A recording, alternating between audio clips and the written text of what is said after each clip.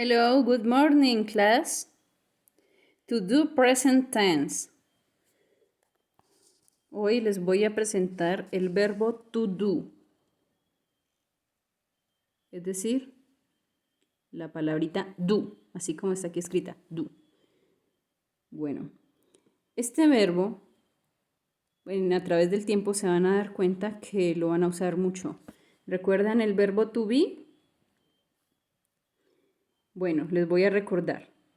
El verbo to be es un verbo que hemos estado usando y que es muy conocido, que es el verbo ser o estar. Que para los pronombres, por ejemplo, para I es am, el verbo to be.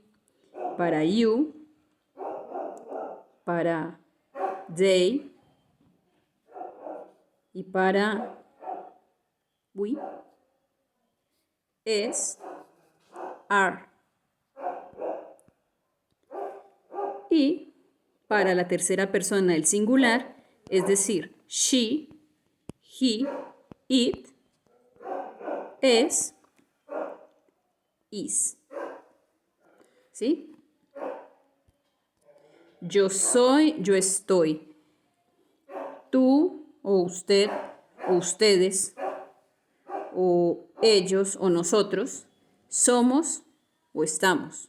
En el caso de ellos sería son o están. Y en el singular de you, o sea, para usted, eres o estás. ¿Bien? Para el singular de la tercera persona, es decir, para él, para ella o para eso, ¿sí? Aquí tenemos para ella, esta es ella, este es él y este es eso. Entonces, ella es, ella está. Él es, él está, eso es, eso está. O el perro es, o el perro está. ¿Sí? O sea, para un animal o para alguna cosa. Muy bien. Entonces, asimismo, tenemos el verbo to do, que ya no sería ser o estar, sino el verbo hacer. El verbo to do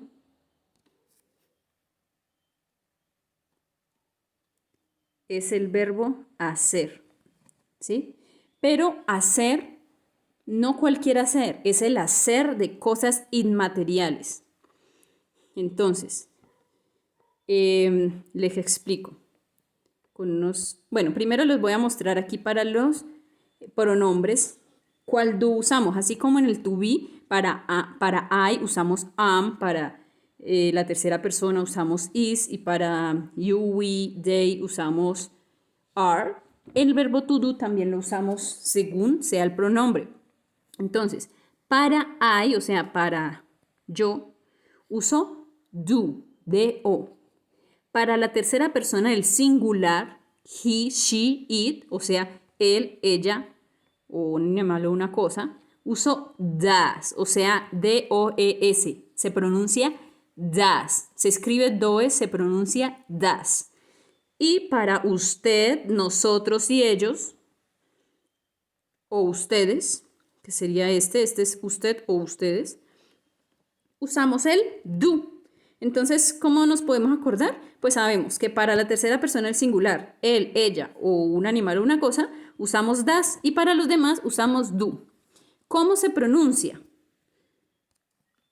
D-O, lo que uno conoce en español como do, se pronuncia do. Y D-O-E-S se pronuncia das. Una forma para acordarse de esto es que miren la palabra que compone esto de aquí. Dudas.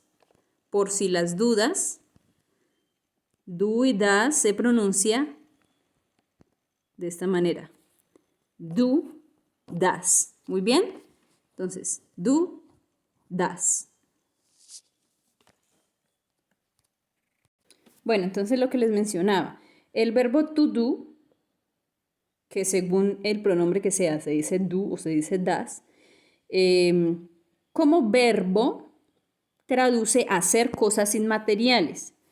Entonces aquí he colocado unos ejemplos. Por ejemplo, I do the homework.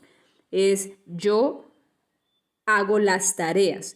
¿Cómo así cosas inmateriales? Pues que usted hace una tarea y no es algo material como tal hacer una tarea, es una palabra que yo uso para expresar que hice una tarea, ¿sí? Pero la tarea de matemáticas no es lo mismo que hacer una tarea de español. Entonces, es algo inmaterial el hecho de hacer la tarea. Otro ejemplo, she does exercise. Usted does porque aquí dice she, que es la tercera persona del singular. Entonces, she does exercise. O sea, ella hace ejercicio. ¿Sí? Cuando tú haces ejercicio, por ejemplo, tú no coges y haces algo material que sea ejercicio. No, tú haces ejercicio ya y lo haces con tu cuerpo. Entonces es algo inmaterial. Ahora, we do the bed. Nosotros hacemos la cama. Dice aquí. ¿Sí?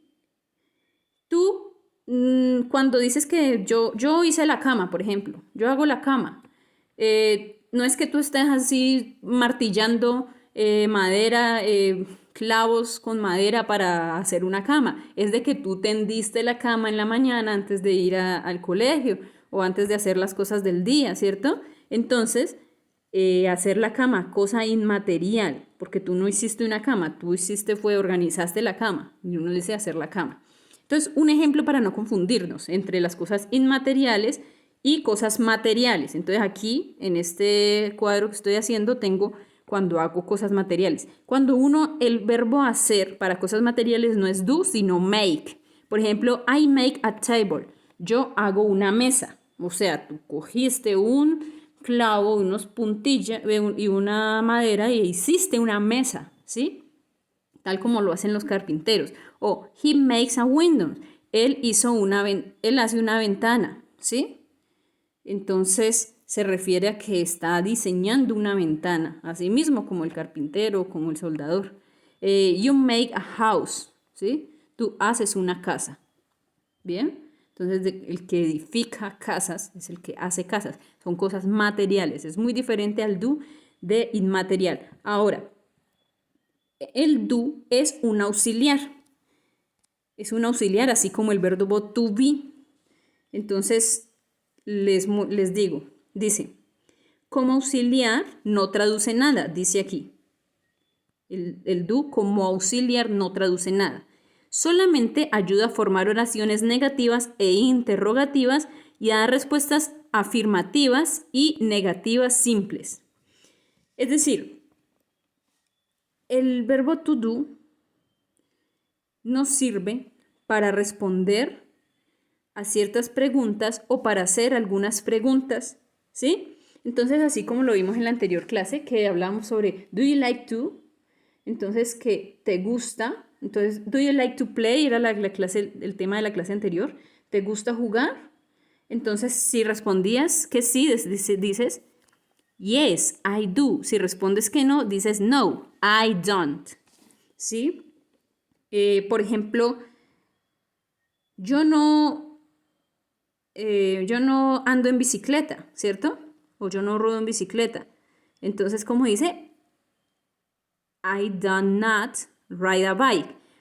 Pero el don't también, el do not también tiene una forma de escribirlo más corto, que es escribir D-O-N, el apóstrofe y colocar la T, ¿sí? Es lo mismo que escribir D-O y not. ¿Bien? Entonces, normalmente van a ver es esta, I don't. Entonces, como está aquí abajo, míralo. Aquí. I don't rollerblade. Yo no patino. ¿Bien? Para preguntas. Entonces, para preguntas, dice aquí interrogative. ¿Sí? Lo usamos como auxiliar. Entonces sería, si yo voy a hacer una pregunta, yo lo empiezo escribiendo con do. Escribo do. No significa hacer, tú, jugar, fútbol. ¿Sí? No, significa, ese es un auxiliar que ayuda a componer esta pregunta. Y esta pregunta está diciendo, ¿tú juegas fútbol? Pero entonces para que quede bien hecha, debo escribir el do de primero. ¿Tú juegas fútbol? Entonces siempre coloco el do. Do you play soccer? Y aquí escribí la pregunta un poquito más larga con el tema de la clase anterior, que es like to. Do you like to play soccer? ¿Sí? Bueno. Do you like to play soccer? ¿Te gusta jugar fútbol? Muy bien. Bueno, entonces voy a escribirles una palabra en la que viene el do, una oración en la que tenemos el do como auxiliar y como verbo. Entonces, por ejemplo, en la pregunta, ¿qué? Voy a escribir ¿qué? O sea, what do you like to do? En este caso, yo te estoy preguntando ¿qué te gusta hacer? ¿Sí? El verbo hacer, por eso dice to do, verbo hacer. To lo escribimos antes del verbo y do, hacer. Mira que ahí estoy usando el verbo hacer como cosa inmaterial, porque aquí a ti, ¿qué te gusta hacer? ¿Sí? Entonces, acá lo estoy usando como auxiliar, el do de acá arriba. Lo estoy usando como auxiliar. ¿Sí? Simplemente estoy escribiendo qué, que es la pregunta, el auxiliar, y ahora te estoy preguntando tú, a ti, gustar, o sea, ¿qué conjugado sería te gusta? Gracias al do dice do you like, o sea, te gusta hacer, verbo hacer, to do. Entonces, con el what sería what do you like to do? ¿Sí? What do you like to do? Entonces, ¿qué te gusta hacer? Ahí lo tenemos como auxiliar y como verbo. Muy bien.